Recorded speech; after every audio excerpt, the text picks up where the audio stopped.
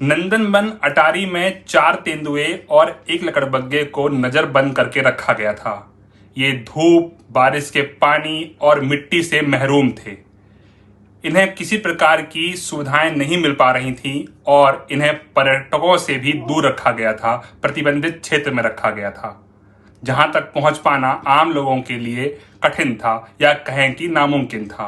दैनिक भास्कर में खुलासे के बाद वन विभाग में हड़कंप मचा और मंत्री केदार कश्यप ने आनन फानन में निर्देश जारी किए कि सभी वन्य जीवों की शिफ्टिंग 2 हफ्ते के अंदर कर दी जाए, जो आज 27 मई को कर दी गई है।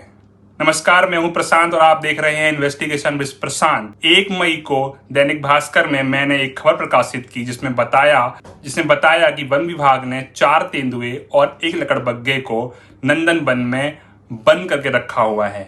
यहां तक पर्यटकों को नहीं जाने दिया जा रहा है, यह प्रतिबंधित क्षेत्र है और लकड़बग्घों और तेंदुओं को एक ऐसे केज में रखा गया है जो कि पूरी तरीके से सीमेंट का बना हुआ है। इन्हें इस 10 बाय 10 के केज से 8 सालों से बाहर नहीं निकाला गया है। ये तमाम जो वन्य जीव रहते हैं, इन्हें जंगल में जो है छोड़ा जाता है या फिर इन्हें ऐसे जगह पर रखा जाता है जहां पर ये तमाम गतिविधियां कर सकें। आप सोच सकते हैं कि 10 बाय 10 के केज में जहां पर सिर्फ सूरज की किरणें आने के लिए एक छोटा सा रोशनदान और इन्हें बाहर देखने के लिए एक जाली नुमा सलाखों की एक छोटी सी जाली थी। सोचिए, 8 साल से लकड़बग्घे और तेंदुए यहां पर बंद थे।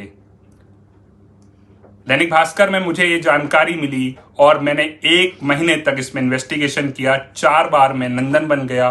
अंत में जब जानकारी मिली कि इन्हें वास्तव में यहां रखा गया है, अब हमारे पास सबसे बड़ी चुनौती थी कि हम ये कैसे साबित करें कि यहां पर वास्तव में तेंदुए और लकड़बग्घे नजरबंद करके रखे गए हैं, क्योंकि हमें फोटो चाहिए थी, हमें इनके वीडियो चाहिए थे, जो आखिरकार 4 प्रयासों के बाद मिले और हमने ये खबर बताई और इसके बाद जो है तमाम एक्शन हुए और जंगल सफारी में इनके बाड़े बने। अब आपको यह समझना होगा कि आखिरकार जब 2016 में तमाम वन्य जीवों को नंदनवन से जंगल सफारी शिफ्ट कर दिया गया था, तो फिर ये 4 तेंदुए और एक लकड़बग्घे यहां पर क्यों रह गए और इन्हें क्यों यहां पर छिपा के रखा गया था। दरअसल जंगल सफारी में इन्हें रखने के लिए जगह नहीं थी, बाड़े नहीं बने थे और बाड़े नहीं बनने के कारण इन्हें यहीं पर छोड़ दिया गया।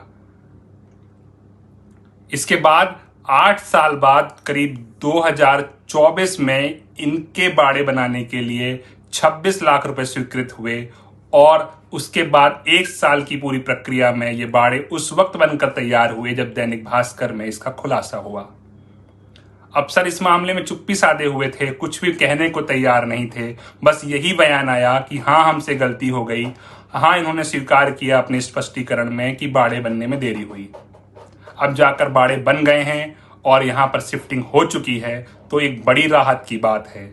लेकिन आपको ये बता दें कि इन 4 तेंदुओं में से 11 मई को एक तेंदुए ने दम तोड़ दिया क्योंकि वह बीमार था। ये अन्य भी बीमार हैं, इन्हें भी रेस्क्यू की और अच्छे इलाज की ज़रूरत है। इन्हें भी हवा, धूप, पानी की ज़रूरत है ताकि ये एटमॉस्फेयर के साथ अपने आप को ढाल कर चुस्त दुरुस्त हो सकें। भास्कर की इस मुहिम में, दैनिक भास्कर में मेरी रिपोर्ट के बाद तमाम वन्य प्रेमी एकजुट हुए और इन्होंने सोशल मीडिया पर एक ड्राइव चलाया, एक अभियान चलाया और इन्होंने कहा कि ऐसे वन्य जीवों को नज़रबंद करके इस प्रकार से नहीं रखना चाहिए, इन्हें खुले जगहों पर रखना चाहिए ताकि ये मूवमेंट कर सकें। आप सोच सकते हैं 10 बाय 10 कमरे में कैसे ये 8 साल तक रहे।